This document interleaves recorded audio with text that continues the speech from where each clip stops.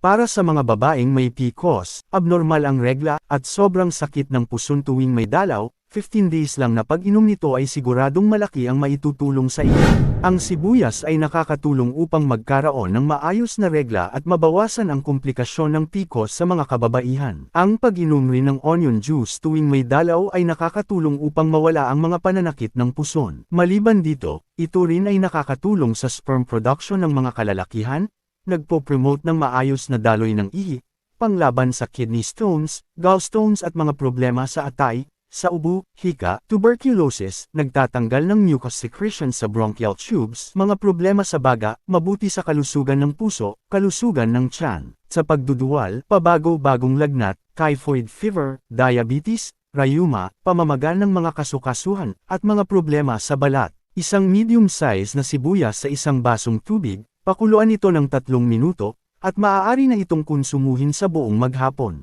Malaki rin ang maitutulong ng pagkain ng hilaw na pulang sibuyas sa mga babaeng may PCOS.